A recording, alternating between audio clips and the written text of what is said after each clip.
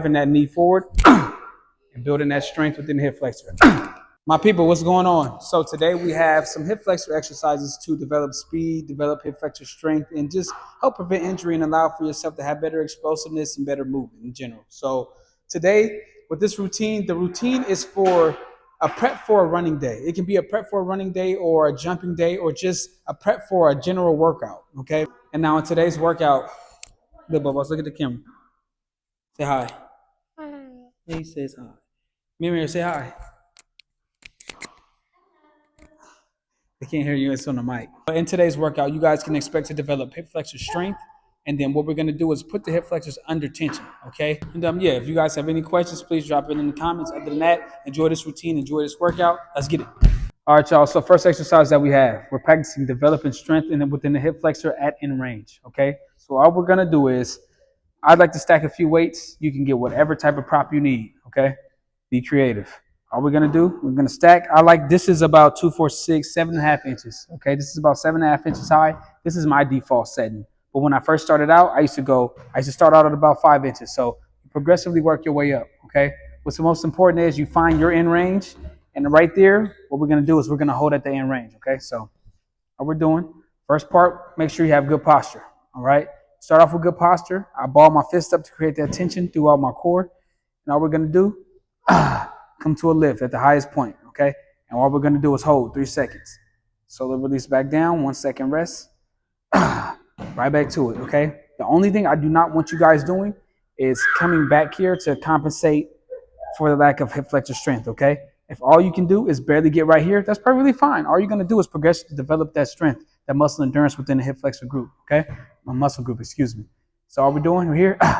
Hold, 1, 2, 3, and you release back down. He loves you.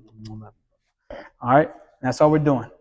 And for the people who struggle with that hip flexor strength, because I understand not everybody has strong ones. So all we're gonna do is start lower, or you can even start. Listen, you can start at a base level. You can start at a very low point. You can even start right here. Okay, all you're gonna do is we're coming right here, and you just hold. Okay, I promise you, within a week and a half, 3.5 weeks. All you're going to do is just start to slowly progress and start to develop that hip flexor strength, okay? So start small, work your way up. So next exercise that we have, leg over kettles. If you follow me, you know this exercise, okay? So all we're doing here, same concept. I like to use this as a progression from the last exercise. All we're going to do is bring that leg over and control our movement back down, okay? That's all we're doing. You do not want nothing to slam. You don't want to lose control at any point in this exercise. And all we're doing is using our hip flexor to get over the kettlebell, okay? And you can use whatever prop that you want to use. It doesn't matter what you're using. I suggest using a low point first. What a lot of people do is they feel their quads cramping up for the lack of hip flexor strength, which is normal, okay? I've had the biggest athletes, the strongest professional athletes come in here and their legs cramp up because they lack hip flexor strength, which led to so many different injuries, okay? So what you want to do is make sure that you watch out, man. Fucking, you're a clown. Move. And another thing I want you guys to focus on is make sure that you have good posture, okay? Same as the last exercise. I don't want you guys bending backwards so that you can finally get that leg up, okay? No, we don't want to overcompensate for anything. If anything, I'd rather you guys have good posture and you struggle with getting over whatever object that you have, okay? That's how you develop that strength within the hip flexor muscle group, okay? Good posture. We're controlling the movement, and we're here, okay? That's all we want. Is control, strength. Tell me your name. Amiri. Amiri, how old are you? 7. 7? You're 7. What's your favorite color? The rainbow. Oh, God. And What's your name? orange. Oh, God. What's your name, not your color? Adonis. Adonis. Okay, look at the camera. How old are you? 2. Okay. What's your favorite color? Blue. Blue? All right, you guys. So for this, I love building strength within the hip flexor with these because we're fighting resistance as well as putting ourselves in a running motion, okay? So all we're doing here, I like to really focus on being quick and explosive with these, having that knee forward and building that strength within the hip flexor, okay? Keep the core and everything tight and engaged. All we're focusing on is driving our knee forward fast and explosive, okay? All we're doing here is building strength within the hip flexor, and we're developing that explosiveness, okay? We're developing a powerful knee drive. That way we can develop speed directly. and explosiveness directly. So we're here and stick it. Keep the core engaged. And be powerful with that knee drive every time. Every time, stick it. Use the foot, use the ankle, make the whole body work in accordance with each other to maintain that stability, okay? Ideally, I want you holding it for 2 seconds.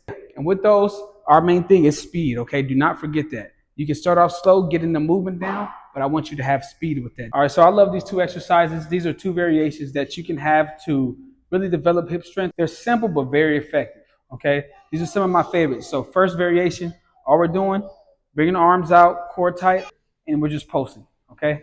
Every time. Don't let the legs slam on the ground. And all we're doing is simply pulsing. And what I like to do with these, I like to go high in rep just to build that muscle endurance within the hip flexor muscle group, okay? And it will start to burn, which is perfectly fine. But I like to go for 20 reps. If you're new to this type of stuff, you can go 12, but I like to go 20 reps, okay? And all we're gonna do is slowly progress from there with the next exercise. You come up, come out, and you hold 3 to 5 seconds. Come in, slowly release back down. Up, out, hold, control, okay? And with these, all it's about is control, okay?